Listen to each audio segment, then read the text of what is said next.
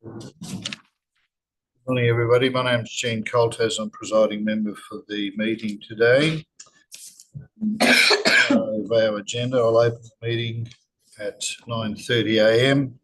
In doing so, I'll acknowledge that the meeting is being hosted on the traditional land of the Whadjuk people of the Noongar Nation. We acknowledge the Aboriginal people as the traditional custodians of Western Australia, pay respect to elders past and present, and the ongoing connection between people, land, waters and community. This meeting will be run in accordance with DAP Standing Orders 2024 under the Planning and Development Act, Development Assessment Panels Regulations 2011. The meeting is being recorded and live streamed on the DAP website in accordance with Regulation 42A of the Planning and Development Assessment Panels Regulations 2011. And members are reminded to announce their name and title prior to speaking. Panel members may refer to technical devices throughout the meeting to assist them in considering the information before them. I'll introduce the panel. As I said, I'm the presiding member, Gene Coltaz. We have Councillor Adrian Hill from the City of Joondalup and Councillor Rebecca Pizzi from the Council as well. To my left is Francesca Lafanti, Deputy Presiding Member, and to her left is Mr. Peter Lee, Specialist Member. Item 2 on the agenda, apologies, so I have none. Item 3, members on leave of absence. There is no member on leave of absence. Item 4, noting of previous minutes of the DAP. They are on the DAP website. Part B of the agenda. Item 1, declaration of due consideration. Could all panel members indicate by raising their hand that they've duly considered all of the documentation within Part B of the agenda and Part B related information? Thank you. It's unanimous. Disclosures of interest. We have one from Councillor Hill, an impartiality interest. Councillor Hill previously corresponded with Mr. Granieri, who, regarding a separate matter within Wise Street, Councillor Hill did not discuss this application as part of the correspondence, and the Executive Director of DAP has given permission to attend and vote on the matter. Do any members have any other interest? No. Councillors, was the item considered at council meeting at all? Not during my term of council. Okay. Item 3, the application before us for a mixed-use development on Wise Street. We do have a number of presenters. Mr. Kilpatrick from MJ Architects and Mr. Campbell from Urbis. Would you like to?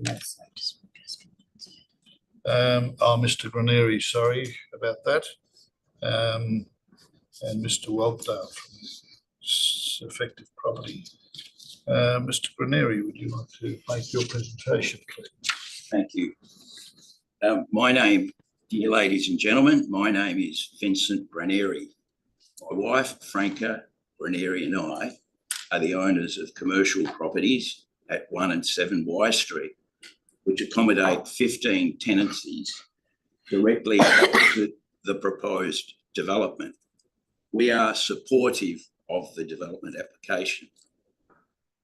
The tenants at 1 and 7 Wise Street include, amongst others, the Joondalup elected office of the State Member for Joondalup, Emily Hamilton, a law practice, and a significant essential health and community services hub comprising iMed radiology, a neurology clinic, a chiropractic clinic, a psychology clinic, a grief and loss counselling clinic, a health and wellness centre, Safe Places for Children WA, which is a national not-for-profit organisation providing therapeutic support and residential care for vulnerable young people, and GenU, which is a national organisation providing employment, recruitment and workforce services, including disability employment services, professional training and development programs, community programs, and other complementary programs and services. With respect to GenU, I note that we have an offer from them and are currently in lease negotiations with them. I note that following successful lease negotiations with GenU, there will be one vacant unit remaining in the 1 and 7 Y Street buildings. The managing agents, Rain and Horn Commercial WA, are confident that the vacant unit will also lease to any essential health or community service provider soon.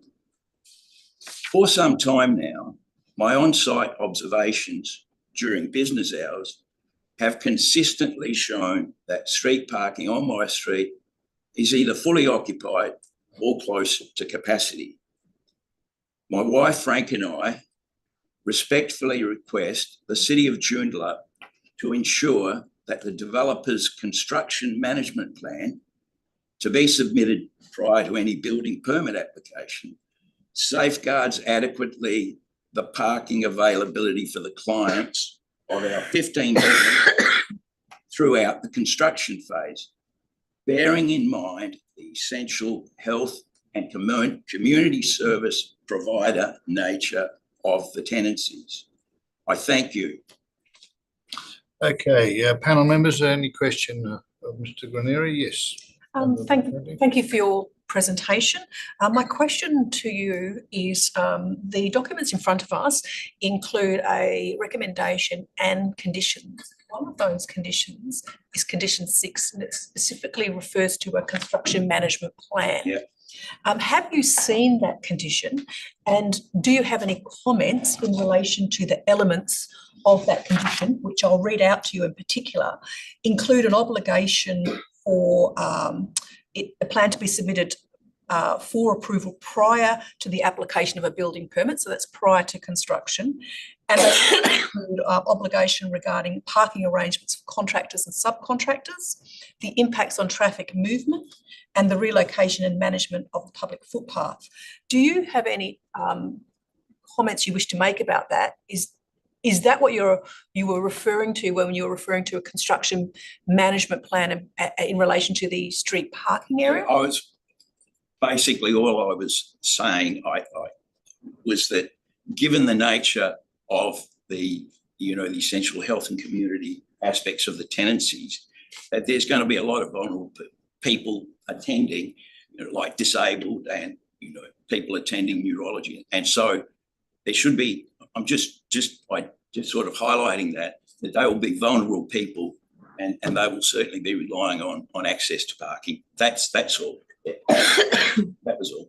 That was my question. Any other questions from panel members? I might ask the applicant team shortly to see whether they're going to make any provision for parking. There is some vacant land next to the site.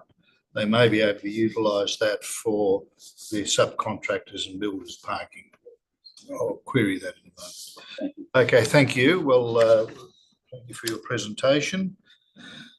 We have the applicant team. I'm not quite sure who is going to do the presentation. Sam, would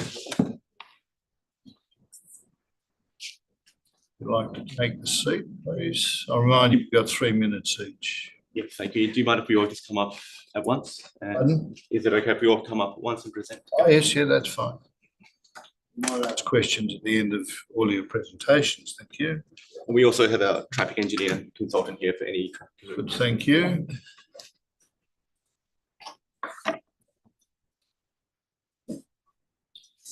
Just announce your name before you speak.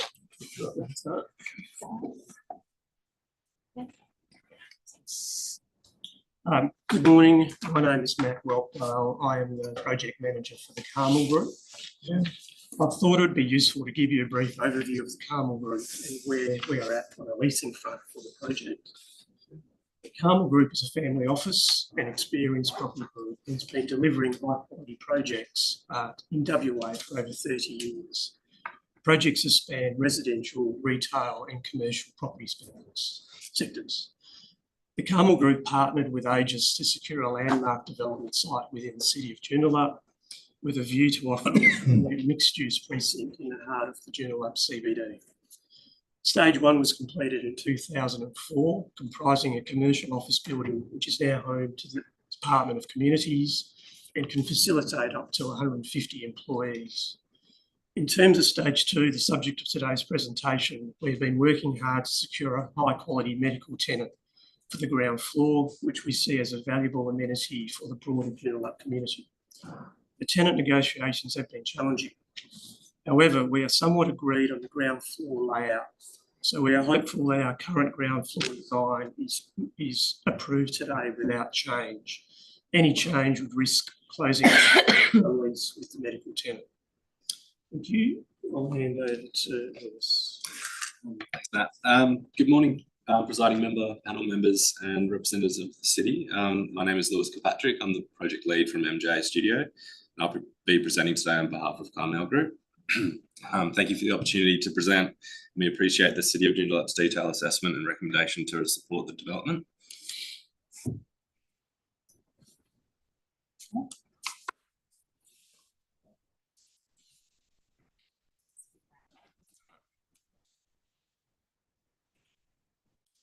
So we've really tried to consider Stage 2 as part of the Greater Activity Centre, and we've tried to develop a massing approach to work as a family of buildings within the activity centre, and really strengthen existing connections to the Joondalup shopping centre, the train station, and also connections to the Mitchell Freeway. But our massing approach has been designed to enable good solar access into the heart of the precinct, but also do things like protect the public realm from the busier intersection of Joondalup Drive and Collier Pass. But we still believe that the majority of the mass of the site should be proposed on the northwestern corner of the development.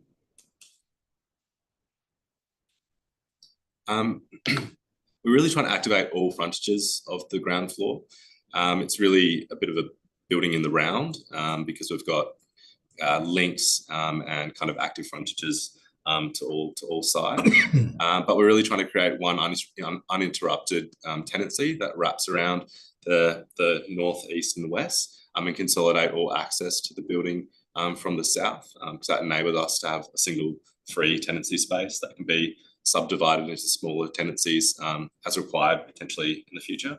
But we're also doing things like considering the double frontage of the western corridor that we want to activate on either side with the future development on the corner coming, but doing things like protecting existing trees and really pulling people in from the north connection to the train station, to the shopping centre, and bringing people through to the west and then through the north-south kind of landscaped plaza that we're proposing. But really like we request the reconsideration of moving the cafe tenancy as one of the conditions. So we're really trying to activate our southern side and really speak to the future Aegis development to our south. And it would just really cause us problems with the ground floor tenancy and their requirements that they've asked for.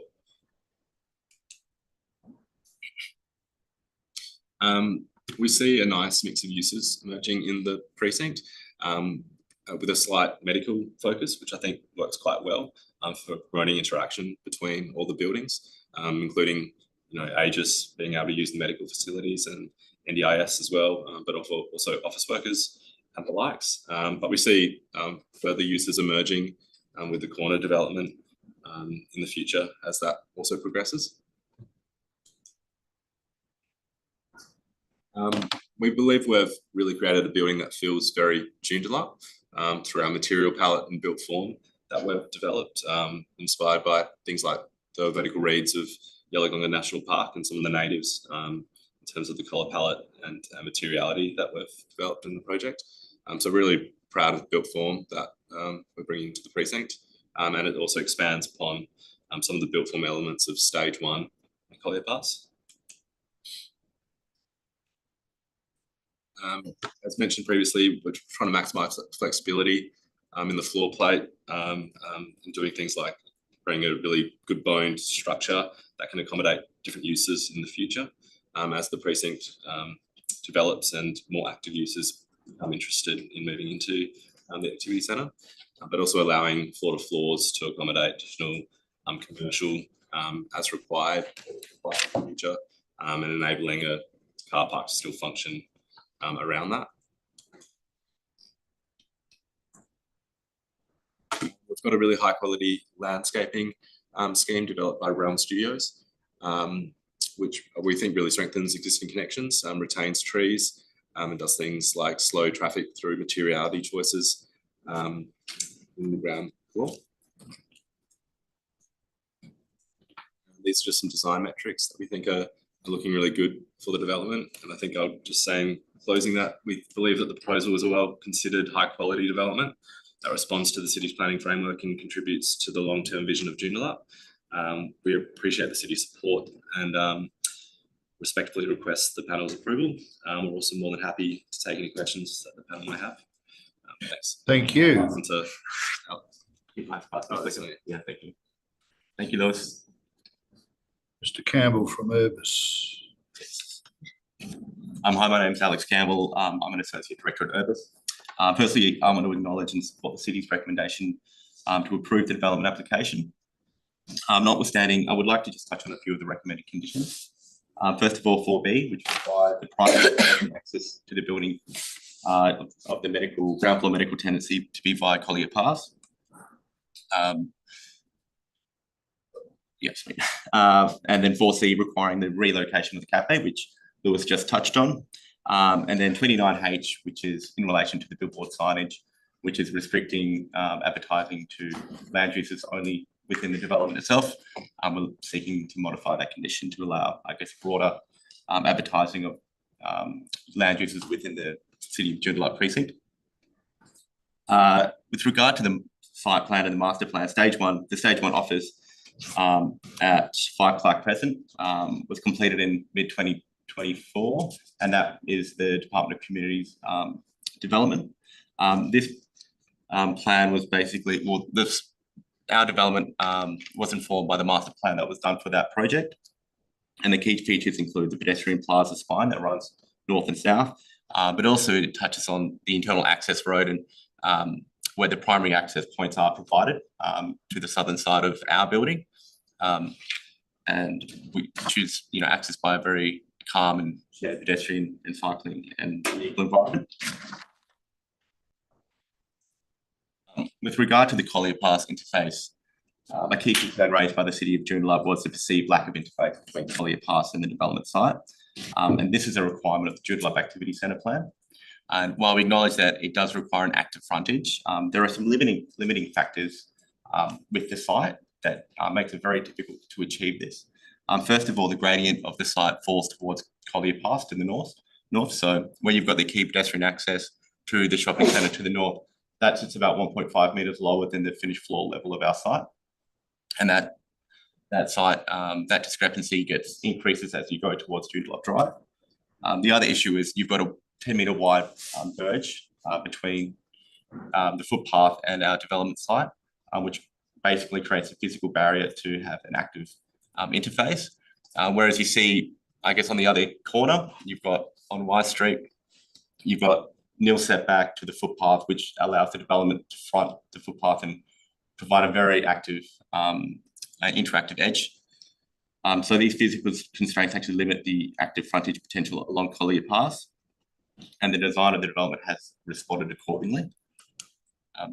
So the other thing I would like to touch on is the initial design that we presented to council did have 4 separate access or pedestrian access points from Collier Pass.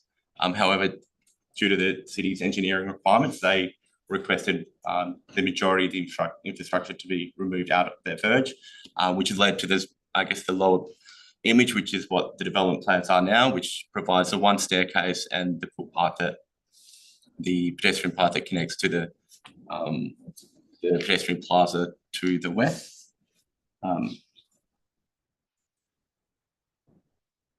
And just in relation to the cafe tenancy, we feel that the cafe tenancy is well positioned to service the needs of the surrounding land use.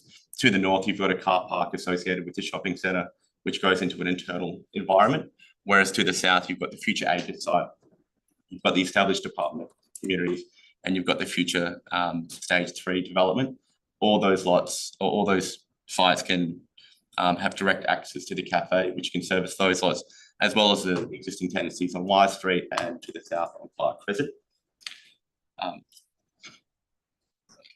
And just touching on the design of the billboard sign, we think third-party advertisement in the city centre is common and can be supported.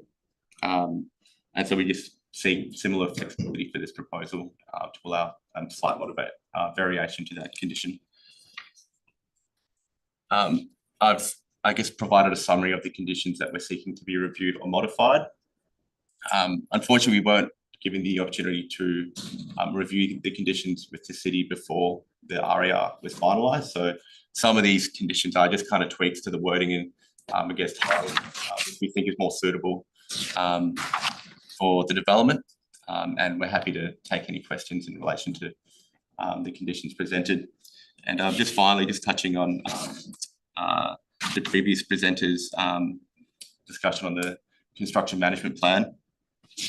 Our client does own the vacant site for the future stage 3 site. So within that regard, I think we can use that area for car parking for workers, lay down areas and things like that to help minimise the impact on Wise Street and reduce the loss of car parking along that section, so as not to impact the existing development and the medical facilities there. Okay, thank you. Panel members, any questions? Yes, Councillor Hill. Yes, thank you, and thank you for your presentations. I'd just like to clear up a few things with regard to the overall planning for this precinct, if I may. So I'm just trying to understand Carmel Group. When I look at the RAR, I see the owner is Collier Pass Pty Limited and JRB1 Pty Limited. Could you clarify where Carmel fits into those entities? Thank you. Carmel Group is so Collier Pass Proprietary is a subsidiary of the Carmel Group. And JRV1? Same. Yeah, it's the same. They're both. Carmel Group is the actual development group, and then they have their entities that own individual assets. Thank you. And then in terms of the actual stages of development, if I understand correctly, Aegis is a separate entity doing their own thing, but the other 3 stages, 1 which is completed and 2 which we're talking about today and 3 which is a future one, they're all within the control of Carmel Group. Can I ask whether Urbis and MGA and Effective Property Solutions are also involved in stage 1 and stage 3? I'm just trying to get a feel for the integration of the various developments on the site. Thank you. We will all be involved in stage 3. So, and in terms of the internal access road, I'm just interested to know who's responsible for the design and construction of that. And I do notice there's been some discussion with Aegis Group about the specifics of that. So can you I just wish to be assured that everything's in order for those access roads, that it's going to be suitable.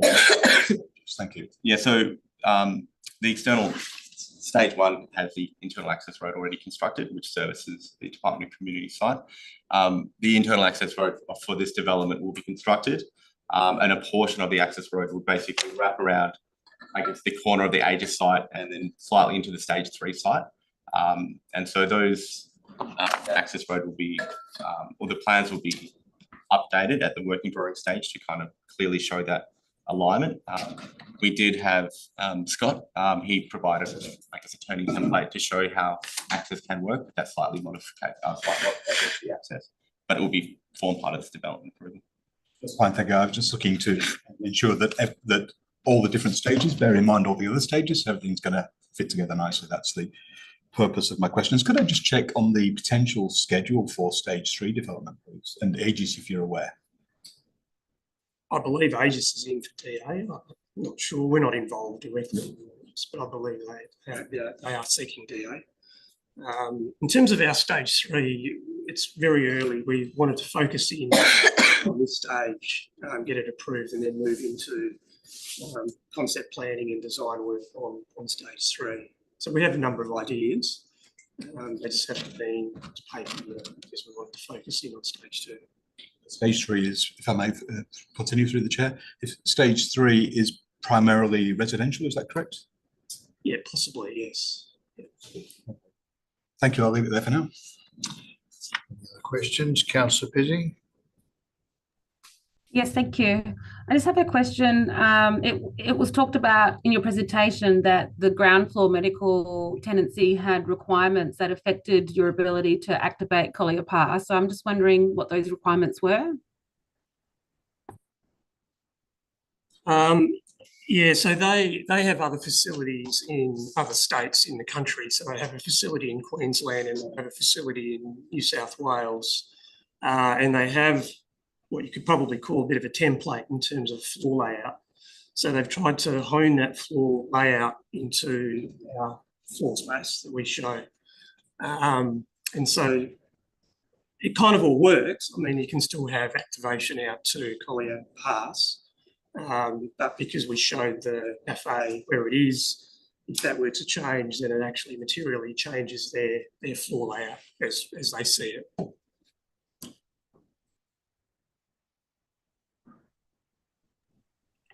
And so effectively, does that mean that there'll be no entrance from the ground floor into the ground, like the ground floor tenancy, no entrance from Collier Pass, or what will change on the plans as we see it? Yeah, currently on our plans, we have entry off Collier Pass. And is that likely to change with the requirements of that medical centre? No.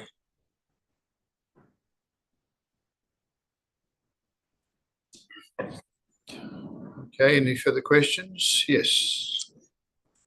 So my question is about activation on Collier Pass. The plans that we have presented to us in our documentation include a indication of a potential layout. They've got some dotted lines saying potential tenancy division. They also have a potential future lobby with medical lifts attached to it. Can you clarify, and I appreciate there was a slightly earlier question by a member today about this activation as it orientates towards Collier Pass. Typically medical centres have one entry and then they are internalised for access. You just made a comment earlier on about activation on Collier, but I'm not clear what that means. Are you going to be physically able to enter and exit as opposed to essentially that being some sort of private space, although a door might be there? So could you clarify exactly what's happening? You've indicated you're in discussions with a tenant. That tenant is a known entity. They have facilities in other states. So I'm assuming you have a knowledge of layout and configuration. And this is a key issue that's been raised in the RAR. Yeah, we have concepts in terms of their layouts, and they have quite defined ideas about how they want their ground floor laid out in terms of their various uses of the site.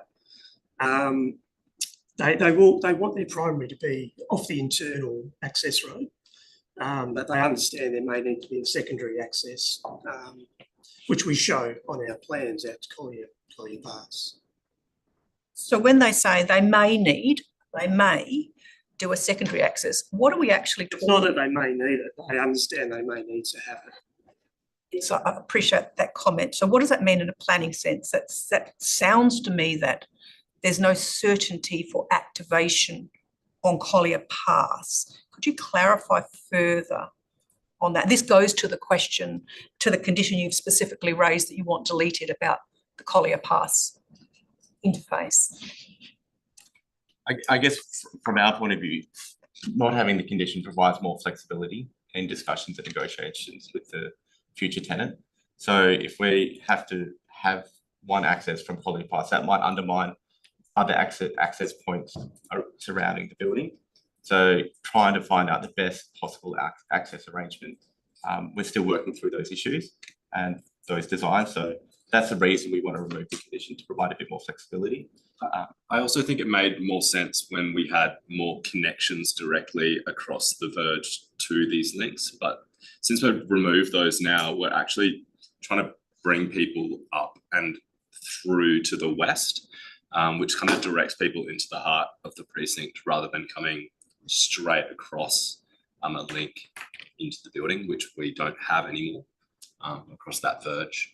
So is there any indication you can give today about activation on any of the boundaries other than the internal driveway? Because I'm hearing that at this conversation, the primary entrance is off the central drive access ways, but there is no commitment, it's a maybe, for activation on Wise or Collier Pass. That's what I'm hearing. Am I misunderstanding what you're telling me?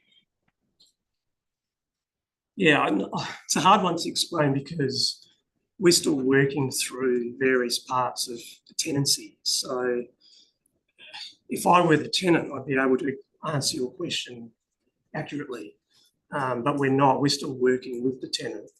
They have advised us that they want an internal or main primary access off the internal road. We have explained to them that there is a planning want to have access and activation into other street fronts. So it's taken on board. We've tried to show that on our plan to show activation onto Collier Pass. We still need to work that in with whoever the future tenant is. I'll just go further. The plans do allow, the floor plan and the access points do allow for an active frontage on all sides. It's just when you've got a single tenant and a single land use coming in, that's when it becomes a little bit harder to use all of the 8, I think there's 8 separate entry points surrounding the building. So you've got to really understand what the needs and requirements are for that tenant as well. But in terms of the long-term use and function of the building and the way it's designed, it can be activated from all sides depending on the tenancy arrangement. So if this falls through, then you potentially might have 3 separate tenancies fronting Collier Pass and 1 fronting the internal access road and things like that. So, and that's what the plans show, showing the ability to cut the ground floor plate up into different sections to activate different aspects of the building. Yeah, there's various tenancy options, I guess.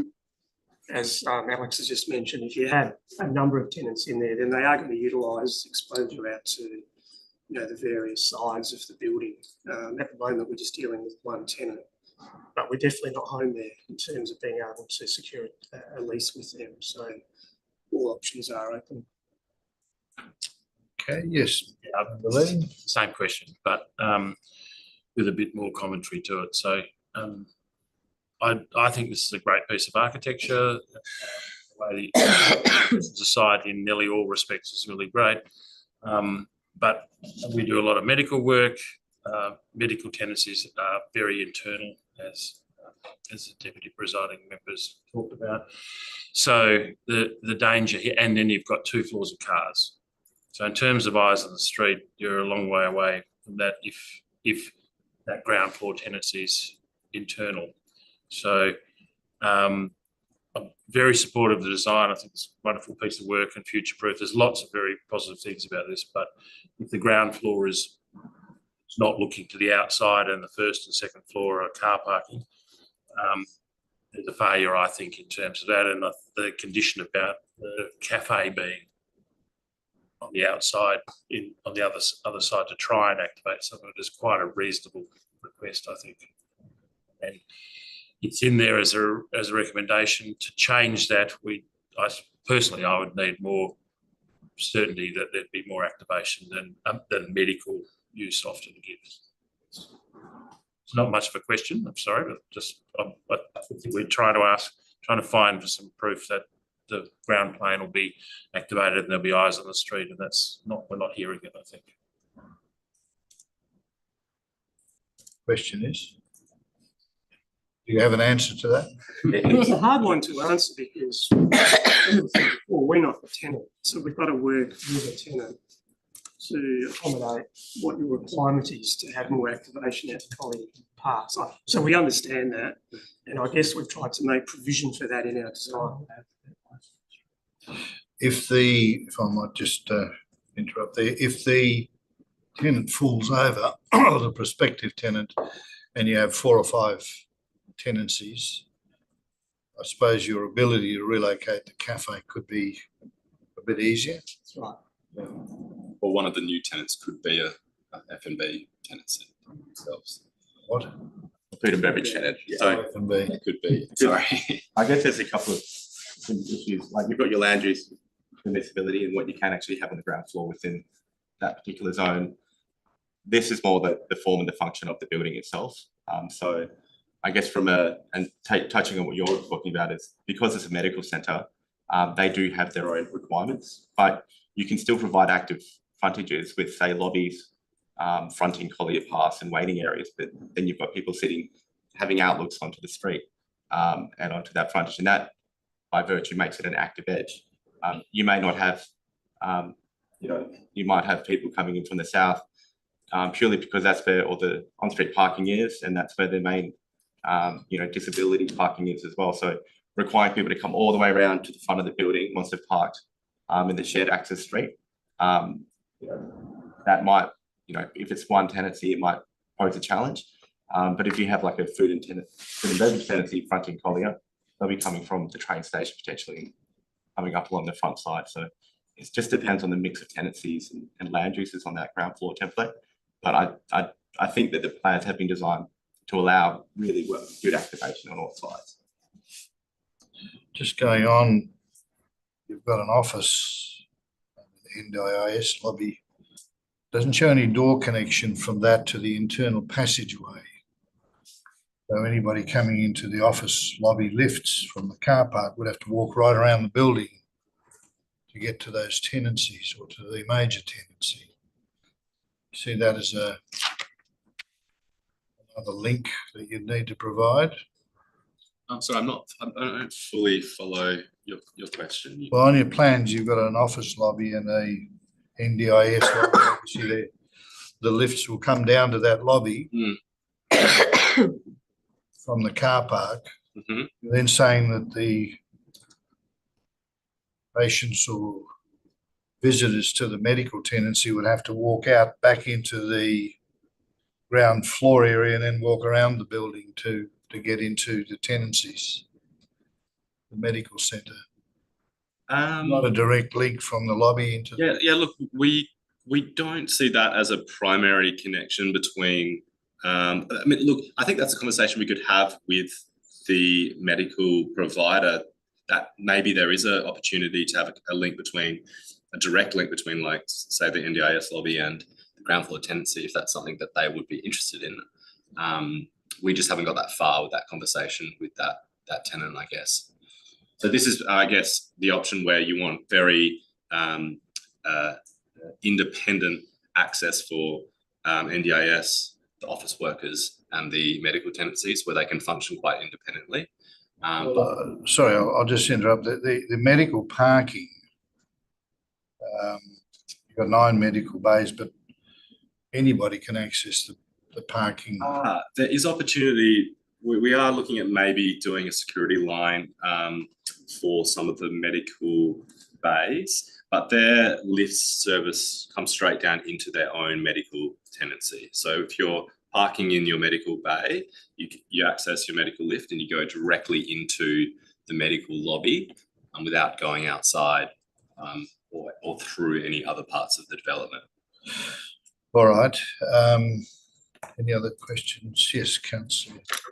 Yes, thanks. Just further exploring planned access for people visiting the various components of this development. Can I just double check? If pedestrians are walking in from Collier Pass, would that take them directly into the lift area for accessing the NDIS apartments and the level 3 medical stroke office? Is that an option? And can they also access from the south side? Are you talking about having a secondary lobby from the northern side? I'm trying to establish who's going to come in and out through Collier Pass and where they're actually going to go. Yes. So we imagine that they will be coming across Collier Pass and either splitting left and coming through the plaza and accessing from the rear, or coming down Y Street and turning right and coming into the lobby from that side. So, but there is an access way on Collier Pass. So people can cross Collier Pass and come either down the ramp or down the steps from the north side into the building. Where do they head from there? So they can't, not for NDIS or the office workers, they won't be asking. Where are they going when they go through the doors?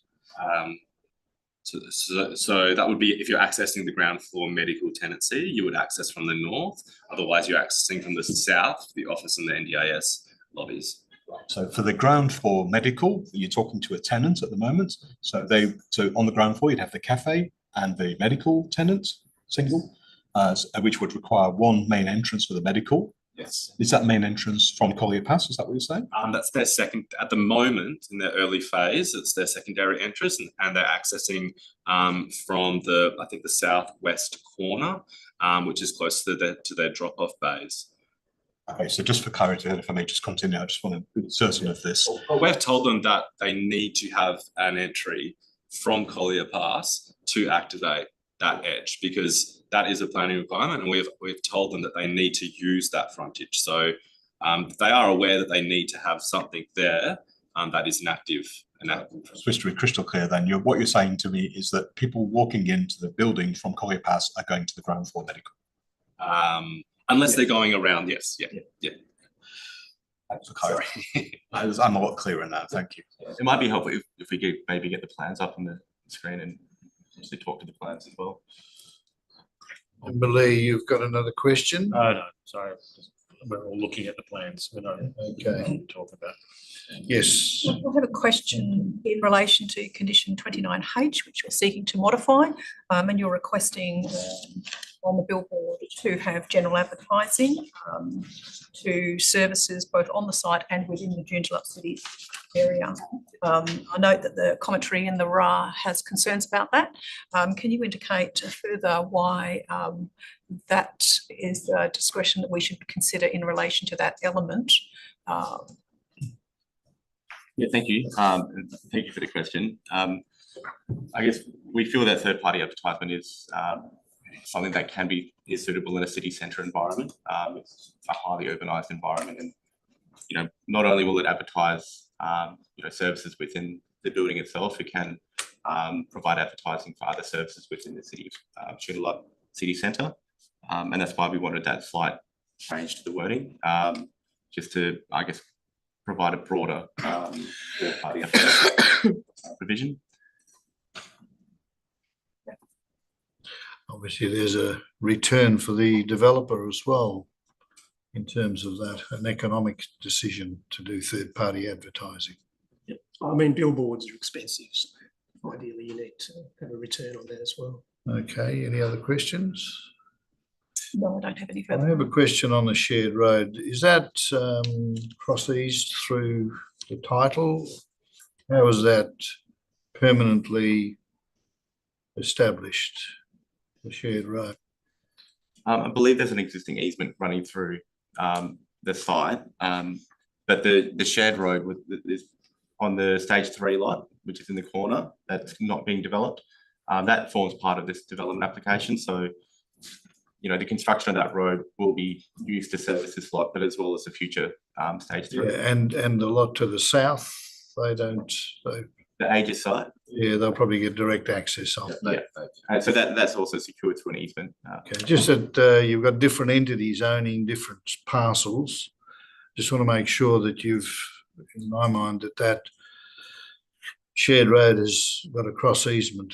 Yeah, as part of our DA, I think we had a diagram explaining the easements and the access in the future when the northwestern lot gets developed.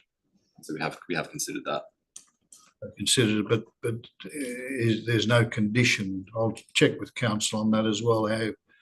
How we ensure that road is permanently established, because you might off-sell one of these units or one of these developments to third parties, which then have that problem.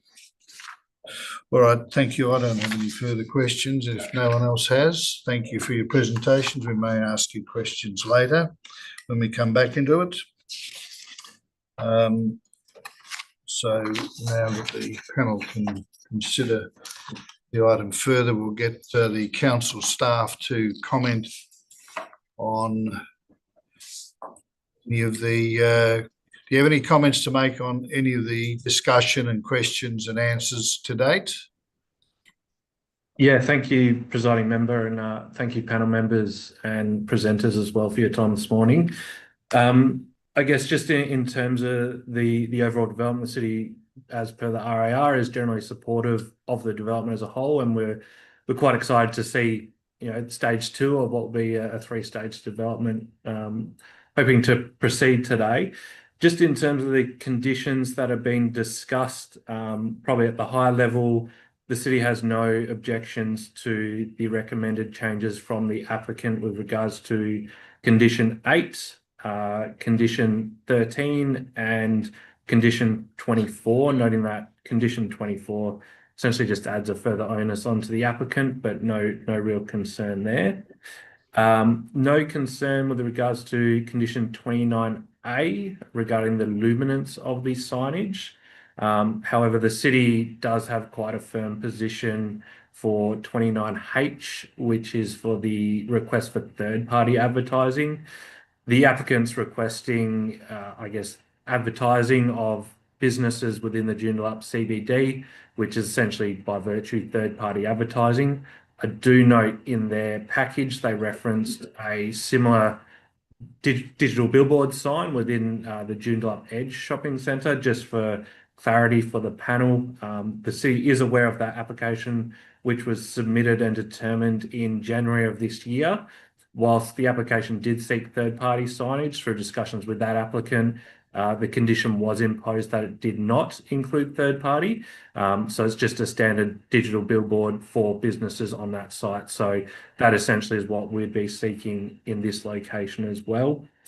In terms of, where the primary discussion that's been had today with regards to conditions for B and C, from the city's perspective, we see Collier Path as almost a critical road within the Joondalup Activity Centre, identified as a green link not only along Collier Path but through the broader Joondalup city centre area, linking areas of the ECU and further west and across the train station as well. So the use of landscaping across that frontage is definitely supported.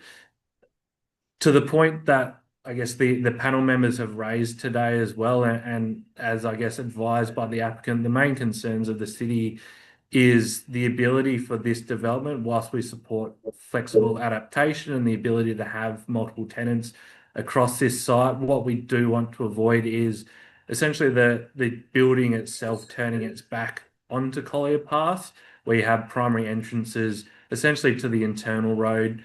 We're fully supportive of activating, the use of the cafe to try and activate and draw people through the site.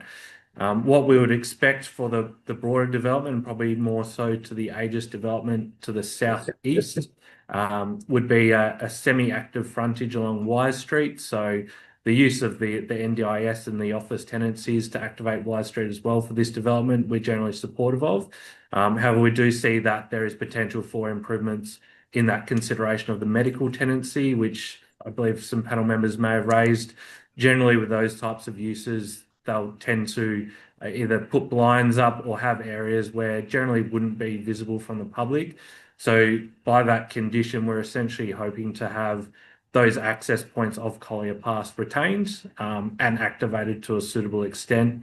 With regards to the cafe, we generally have no objection to the use of the cafe.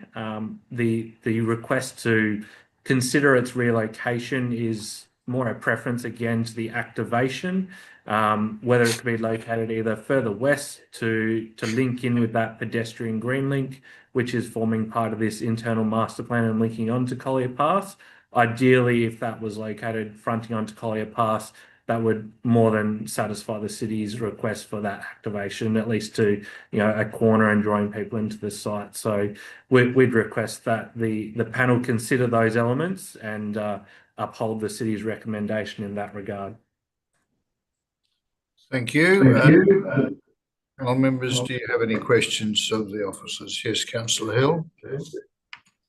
Yes, thank you. I'd like to check. Are you Mr. Wood? Or I don't think you mentioned your name. Yes, sorry, Adam Wood. Okay, thank you, Adam. So with regard to the digital billboard, and I know the city has its own digital billboards on a couple of on the city administration building, but also I think on the courthouse for public artwork. So I just wanted to check with regard to that. And you mentioned a recent decision on another digital billboard somewhere else where no third-party advertising allowed. Could you just clarify where that is and just so I'm clear? Thank you.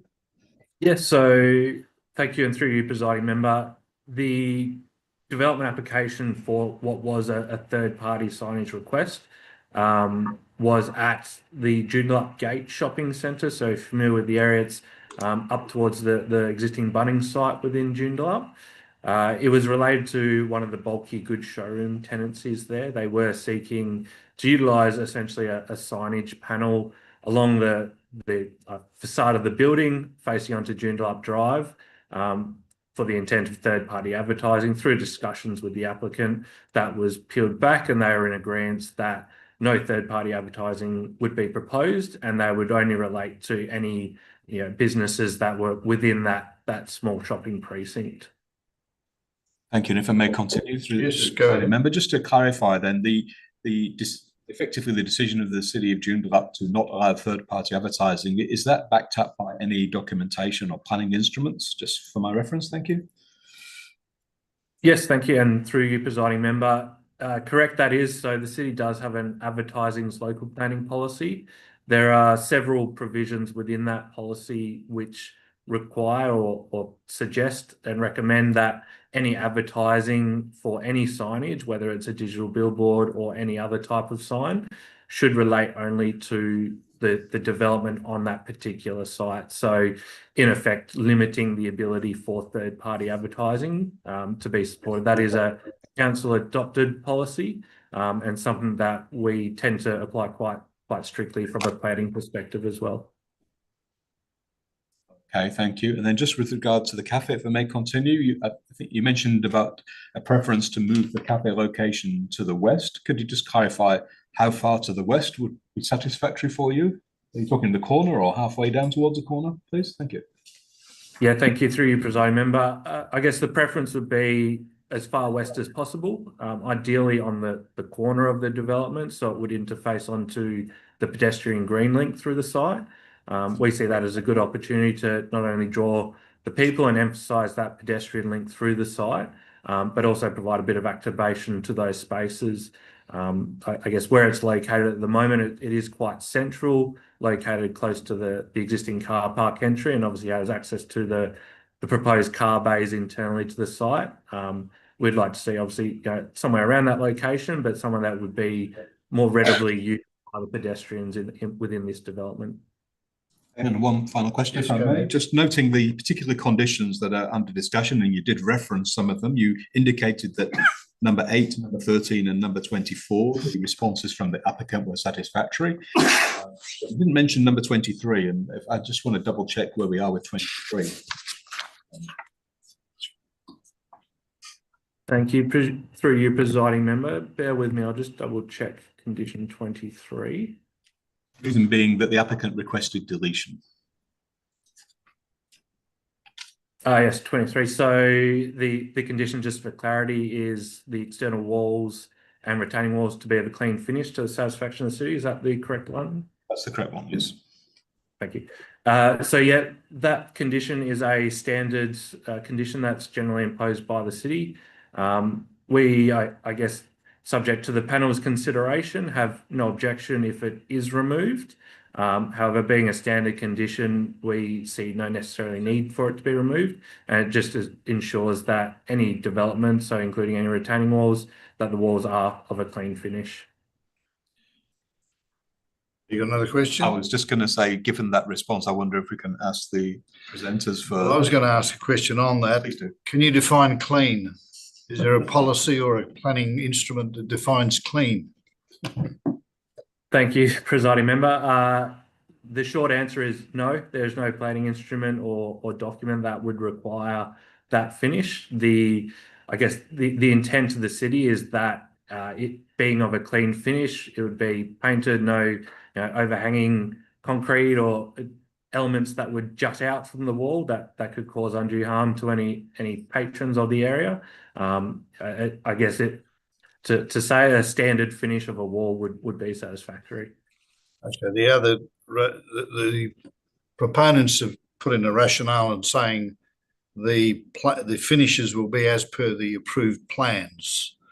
So if you had an issue with the approved plans, you could address that, but you don't have any issue with the approved plans. So that's their rationale. So you agree that that condition can be deleted. Thank you. Yes, Presiding Member, agreed in that sense. Okay, thank you.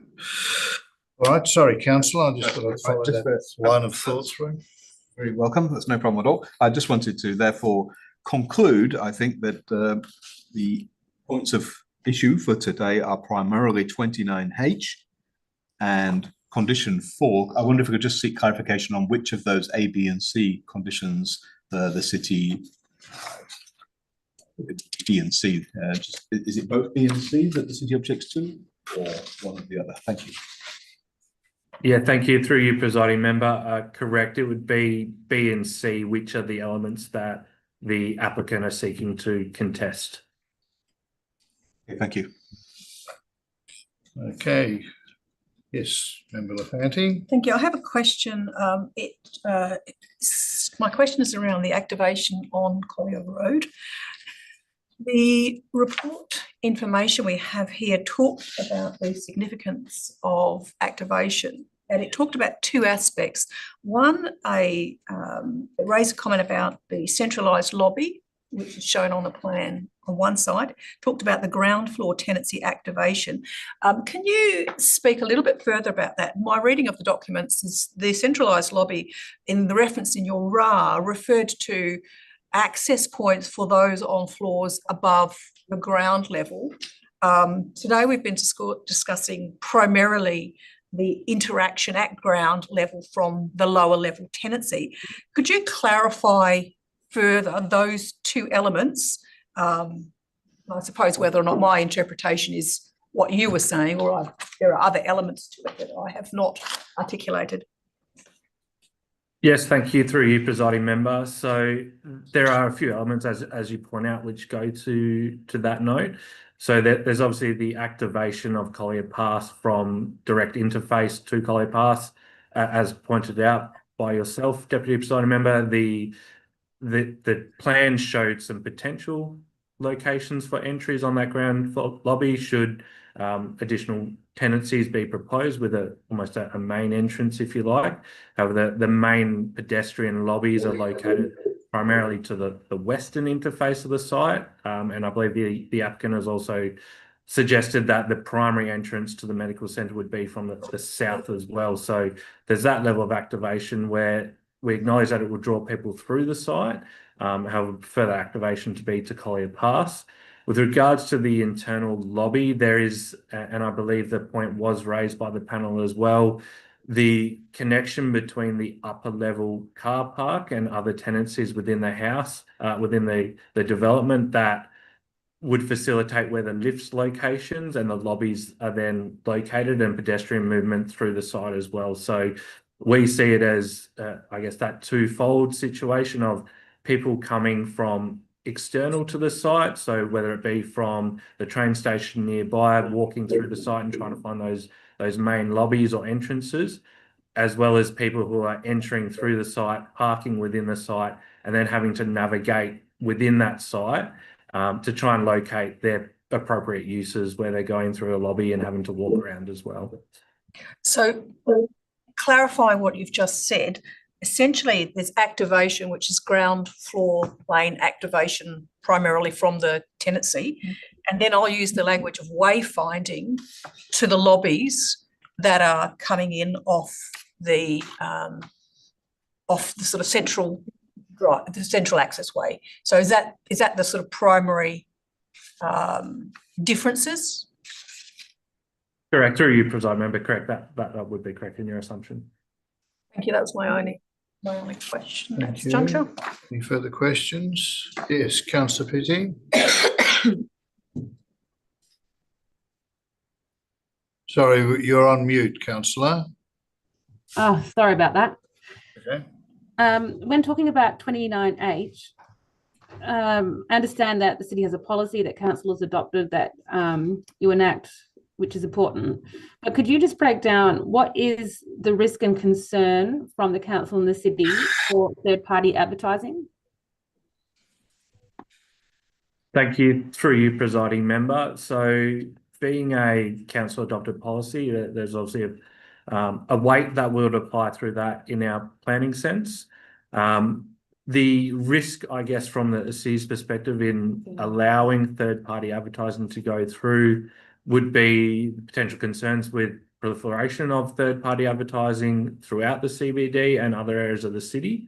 I guess it would come down to the weighting of how that is applied at a broader city sense, not only for this development, but other developments as well. I completely acknowledge that there, and even through my planning career as well, that there's a balance of where third-party advertising may be appropriate. However, in this situation and given this location, we as a city don't feel that the location is appropriate for third-party advertising, just given its sort of location in close proximity to Joondalup Drive and other uses as well. So essentially don't want to set that precedent within the city. Just to follow up on the advertising, would that also permit community events? If the building owner wants to advertise the Joondalup Art Prize or something like that, is that considered third party, or is that exempt under the policy? Thank you, through you, presiding member. Interesting question, and probably not something that I've thought of too much. I would like to hope that there's some flexibility in the ability to promote community events. I know the city has lots of upcoming events, not to want to plug those as well, but we do have a lot of community events coming up that would be great to have ability to advertise. That would obviously be subject to any leasing and negotiation discussions. In a technical sense, you would argue that they are third-party advertising. However, you'd also look at that from a sense of it could be considered city advertising, which may be exempt under certain regulations as well. So there's a few elements there. There's probably, if you like, the grey area of planning. We'll look at, I guess, the third-party aspect primarily relating to elements of commercial aspects in nature, though. So really just trying to, I guess, identify that. Okay, thank you. Yes. I have a question, but it's not actually to the city officers. It's as a result of question to the city office. I haven't have a question to the applicant. Yes, please go ahead. My question to the applicant, and it is on the commentary around the access point, the central lobby versus, ground floor versus the lobby to the upper level. I'm sure I read in your documentation, but I can't find it quickly enough, that you talked about a central access point, a central lobby that connected to the NDIS lobby as requiring substantial changes to the floor plates. Could you explain that, or have I misinterpreted that?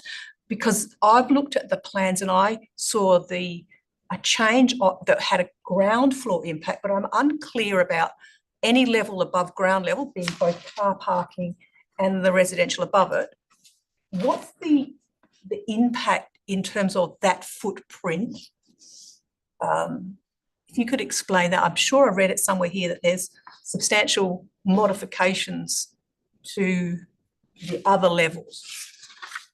Through the presiding member, I think I was in the documentation, it's referring to the relocation of the cafe tenancy will undermine the ground floor plate, because if you basically move the cafe tenancy somewhere else on the ground floor, then you basically have to redesign the ground floor tenancy arrangement. With regard to the lobbies for the NDIS, you've got the lobbies for the NDIS and I think for the office as well. They're two separate access points. I think through, I wasn't here when they went to the design review panel, but I think there was some discussion about connecting the Collier Pass access to the lobbies. The challenge with that would be, it would basically separate or create a separation between the ground floor tenancy again. So you'd undermine the floor plate of the ground floor.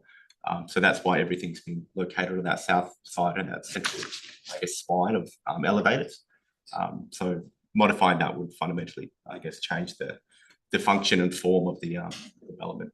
But I'm sure Lewis can. So you're saying that either a lobby entrance from Collier Road to both office and NDIS lobby, or a cafe relocation impacts the ground floor tenancy because you're currently having conversation for a single provider, does it have an impact on the level? I couldn't ascertain from the plans that those changes alter anything on the levels above, but it does alter ground, which is what I thought. Look, we've got a lot of different floor plates, and it's quite a complex arrangement in terms of your parking grid and the NDIS as well as ground. And basically, are you saying you just purely flip the lobbies on ground and leave the cores as they are?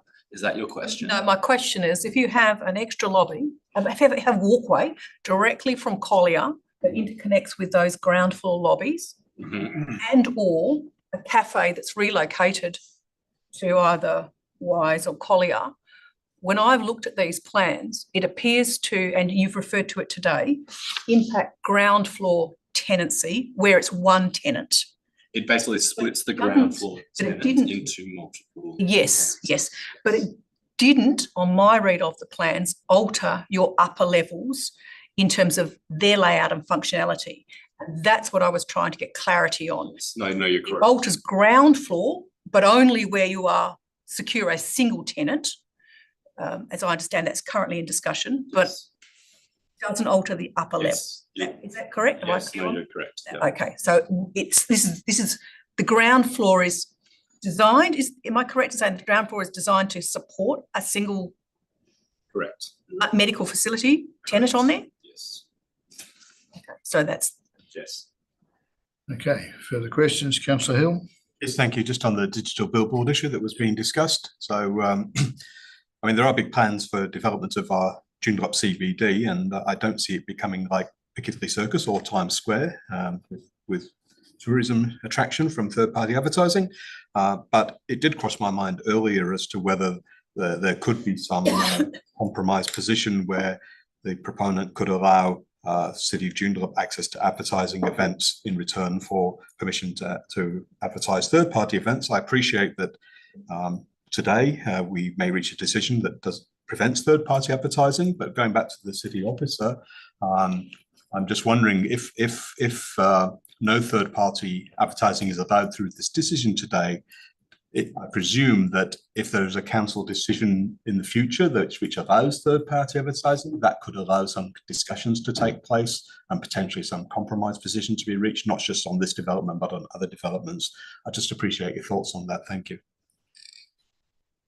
Thank you. Through you, presiding member. Absolutely correct. So should council's position change and should that policy change in the future, if the DAP were to approve the condition as it's currently worded, the process would be that the applicant would need to seek an amendment to that condition to either have it removed or modified in some way. The alternative is if the DAP was to support third-party advertising, I think to your point as well, I think the city would be appreciative if there was an element where we could add some community advertising to that as well. So we'd say both could have merits, but correct, there would be a process whereby the application would need to be amended if it was upheld as proposed. I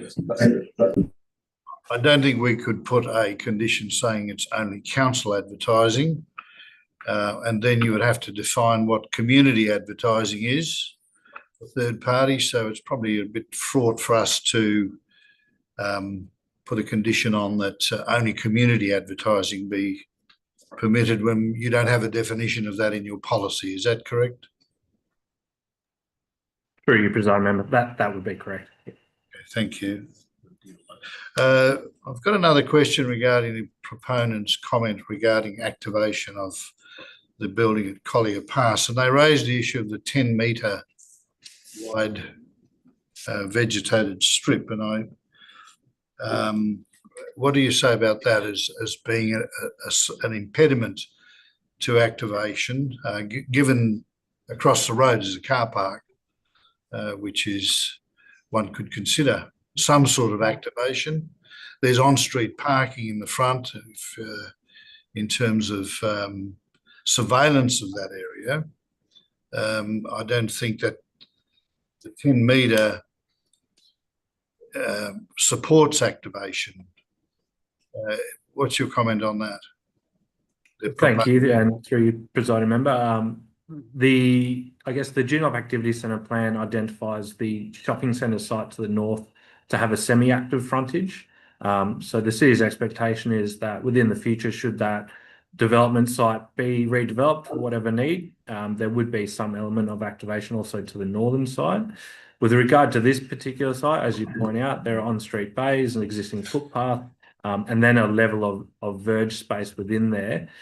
As mentioned previously, part of the Joondalup Activity Centre plan identifies Collier Path as a green link. So the city sees the, I guess, part of that function of the increased verge width there to accommodate a level of landscaping, which will help with the drawing of residents and users of that area through and into the site. So the ability to have the ramping and stairs as proposed through this development is supported. And I think that level there, regardless of the distance or separation, would not detract from the level of activation that could be provided to the site. I think it, in a way, almost enhances or improves through that green link element of it as well. Okay. The Department of Communities Development, I'm presuming that there's a lot of activity to that centre. Thank you. Yes, to an extent. So the city's aware that obviously it brings development to the centre on what otherwise would have been a vacant site. It adds the workers who obviously utilise that area as well. And we see this as it is, as the master plan shows as well, the second stage of what will be 3 stages. So with the development of the third stage, which in discussions with the applicant has been indicated to be a much larger mixed-use residential site, we feel that will bring a lot more activation to this hub, if you like. Okay, thank you. I've got no further questions. Any further from the panel? If not, thank you very much, presenters, and Mr. Wood, for your comments. We now move into panel discussion on the item. In order to do so, we require a mover and seconder. Do I have a mover for the recommended? Councillor Hill. Mover. Seconder. Councillor Busy. Thank you. Councillor Hill, if you'd like to speak to the moving motion. Yes, thank you. So I acknowledge from what we're discussing today that there's a lot of support for this development and certainly not much in the way of opposition. So we're really focusing on conditions 4C and 29H. So a lot of informative responses from the panel and from the officer today, which has helped me to rationalise the concerns and how they might be addressed. So I don't have any further questions at this time. I therefore appreciate listening to the debate from my colleagues on the panel. Thank you. Okay, thank you. Councillor Pizzi, as seconder. I just withhold my right for now, if that's okay. Thank you. Other panel members wish to speak? Yes. I will speak to the development. I think the development design and form and scale is an excellent design. The exterior treatments are this area, and they operate a landmark feature as been indicated through the planning framework. From my perspective, the design has some significantly positive aspects, including for additional reuse on the upper levels that have been indicated in the documentation and within the RA itself. I don't have any major general issues about the proposal, and I will at this, I do have some key concerns, and so at this juncture, if I may, I'd like to deal with some amendments. Yes, please, go ahead. My amendment 1 for the minute taker is modification. Let me put here. Amendment 1 is modification to condition 8. I've just got to get the document.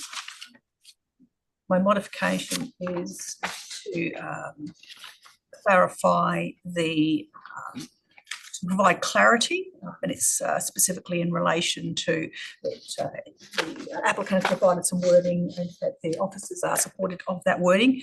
It is the wording that's been provided to clarify that the replacement of 3 existing motorcycle bays within the Wise Street Road Reserve, all located within proximity. Okay, thank you. Do I have a seconder to that amendment? Councillor Pizzey, thank you.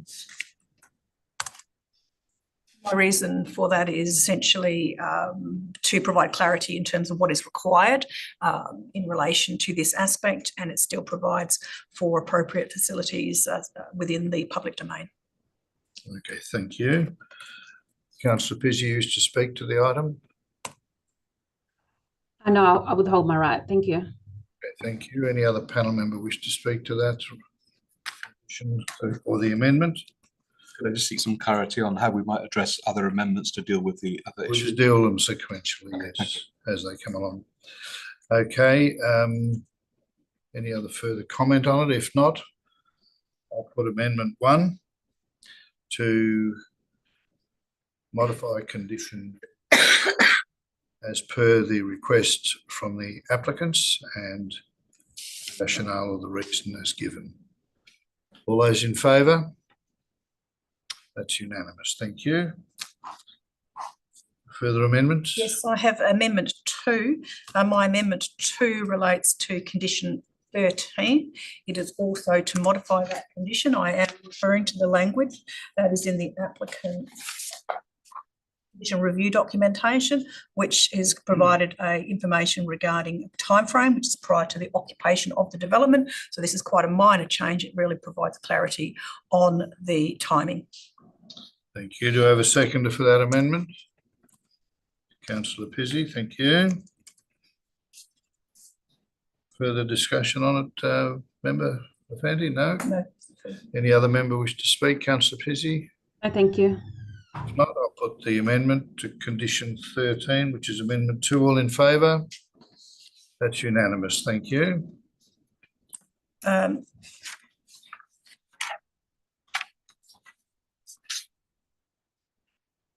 I would now like to move amendment 3, if I may. Yes. Amendment 3 is to deal with condition 23, and it's to delete the condition 23. I'm comfortable that based on the documentation that we have, a very high quality design that the applicant, in putting such energy into the exterior of the design, will obviously be looking to maintain the exterior appearance of it. So I see it as being a redundant requirement based on the material we have in front of us. And do I have a seconder for that amendment? Councillor Hill, thank you. Councillor Hill, you wish to speak to that at all? Just to express support, thank you. Thank you. Any other member wish to speak to amendment 3? If not, I'll put the amendment. All in favour? Thank you. Deletion of condition 23, modified, sorry. No deletion, sorry. Any further amendments? Yes. My further amendment is condition now 4. For a minute, Blanca. And amendment 4, condition 24, I beg you.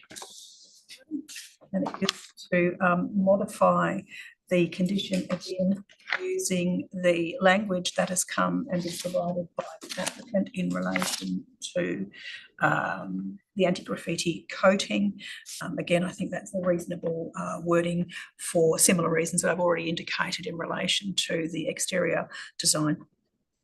Thank you. Do I have a seconder? Councillor Hill. Wish to speak to that, Councillor Hill? No, if not, any other discussion on the matter? If not, I'll put amendment 4. All in favour? That's unanimous. Thank you. I would like to now, if I may, move amendment 5. Sorry, I'm just trying to keep some notes here. Amendment 5, and that is to condition 29A, which is a clarification around the illumination level and reference to the Australian standard. Okay, seconder for that? Yes, Councillor. You wish to speak to it? Just to express my support, thank you. All right. Any other discussion on amendment 5? to 29A? If not, I'll put the amendment. All in favour? Unanimous. Thank you.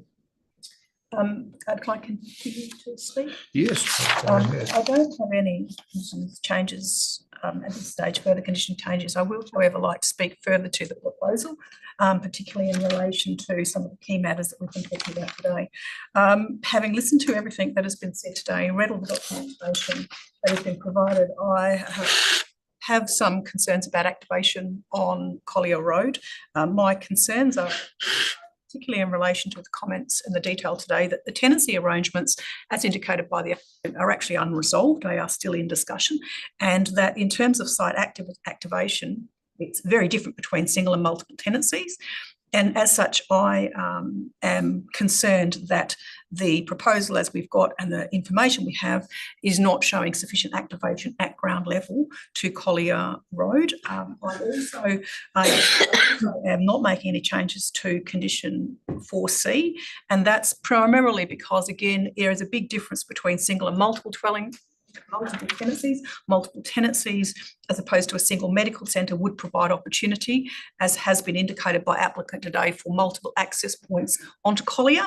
However, in the event that is being sought for a single tenancy, then essentially the cafe is, as indicated today, probably one of the only real opportunities to create some other activation in and around the other sites, particularly Collier Road, Wise Street, and a much potential location for that. From my perspective, these matters are unresolved, and therefore the plan, I'm not comfortable in making substantial changes to the conditions without clarity on supporting documentation, both in plan form as well as in planning merit form, in discussion within those comments. So for me, the issues around the access points and interaction and activation, I am not comfortable making changes as requested by the applicant, and that matter would require substantial additional detail clarifying it from my perspective. In terms of condition 29H, is also a significant discussion around that. I did oscillate in terms of general advertising, but I'm comfortable with the commentary that's been provided today by city officers, clarifying in particular in relation to the signage that was referred to by the applicant, and that has also been limited to advertising from within the complex itself. And I'm comfortable at this juncture that, again, in the absence of a more specific detail in relation to whether or not there's merit, I don't see that there's merit necessary. I don't see there's merit at this stage in putting general advertising on the site, on that billboard. I have no comment or no negative comments in relation to community advertising. That is something that is separate to the discussion that I'm actually being asked for today. So I won't buy into the pros and cons of that. But I just don't support the general advertising based on the material we have today. I acknowledge that the site is opposite a car parking area, but I don't think that just warrants general advertising. And I also, as I've already indicated, feel that further information would significantly be required for me on that. So for those reasons, I am supportive of the development. I think it makes a significant contribution to the area. However, there are some key elements that I want changes to. And whilst there are possibilities in future, there is no certainty. And from my perspective, a planning determination does need to provide that certainty. And as already been indicated today, a number of elements are unresolved through the applicant. And therefore, I don't support changes to those provisions within the recommendation. Thank you very much. Other panel members wish to speak to the item? No? As overall? Yes, thank you. So in light of comments made, I just want to state that with 29H, I think I'm comfortable with conditions staying as is, but that doesn't preclude future discussions and the future amendment being proposed. With regard to item 4, and in particular 4C, I did note that the officers seemed happy with moving the cafe tenancy to the west, but the condition as written, as far as I can, doesn't really imply that. It does talk about the north-south pedestrian plaza, which could be argued to be the extreme west corner. So I'm just wondering whether the condition as written does allow movement to the west or only to the corner. I'm just seeking clarity on that. Yeah, let's have a look at the condition. Yeah, condition 4C, location of the cafe tenancy to provide activation via pass and or the north-south pedestrian plaza. Well, I would imagine it would do that. It was only on the corner though, presumably. Well, if it was on the corner, it's an and or, so it can be both. Clarification. Okay. No other members wish to speak to the substantive motion, but I will. I agree that the development is extremely high standard, well articulated design, high standard of facade treatment. The design review panel said that it's a high quality and appropriate scale, and the landscaping is appropriate and of a good standard as well. The development provides good accessibility for vehicles through the shared access road.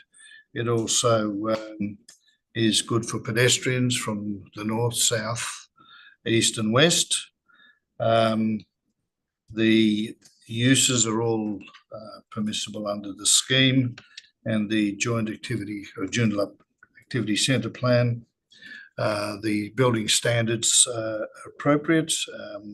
Street setbacks, parking provision, landscaping, they're all generally compliant. There are the concerns with the cafe and the activation of the streetscape. I think it's always going to be a difficult one to activate Collier Pass frontage because of the setback.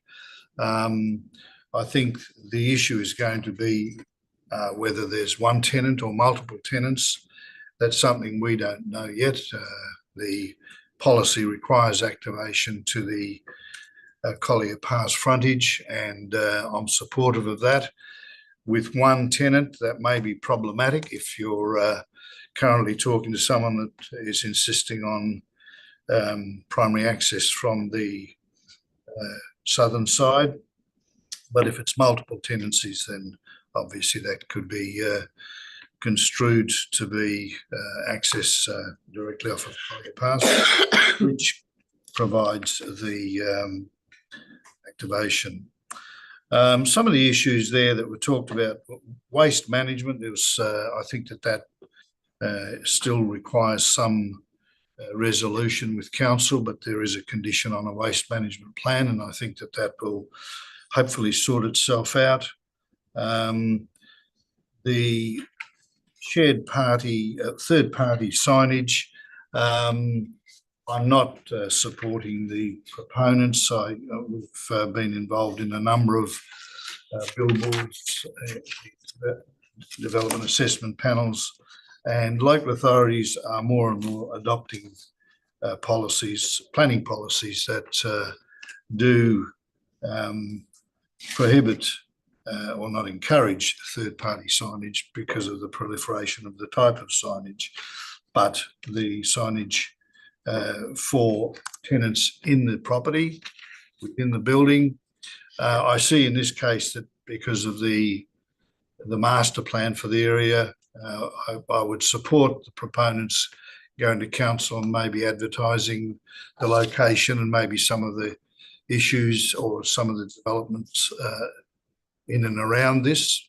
For example, the functions of the Department of Communities building and something that might go on stage 3. But that's something you'll have to go and look at before or subsequently. The conditions that have been imposed, I think, are reasonable. The relocation of the cafe tenancy, whilst it might be a good location, I think that if the medical centre tenant can be convinced, the whole development will work better with a cafe on the corner of the pedestrian link. But that's something that you'll need to discuss. So all in all, I'm supporting the proposal with the amendments as adopted. That being the case, I'll put it back to Councillor Hill to close debate on the item. Yes, thank you. I appreciate the input from all of the panel members today, from the presenters and from the city officer. I think it's been a very good discussion, and I would the overall development is an excellent design, and I am comforted by the fact that the same group is involved in stage 3 potentially, and has been discussing with ages. So that all helps with complete integration of this precinct. So I recommend the motion before us. Thank you. Okay, thank you. I'll now put the recommendation for approval as amended. All those in favour? That's unanimous. Thank you very much. Okay. Item 4, Form 2 applications, there are none. Item 5, Section 31 SAT considerations, there are none. I see the agenda item 1, the SAT applications Supreme Court appeals are listed. I will now close the meeting at 11:01 a.m. and thank the presenters, council staff, panel members, and our support staff. Thank you.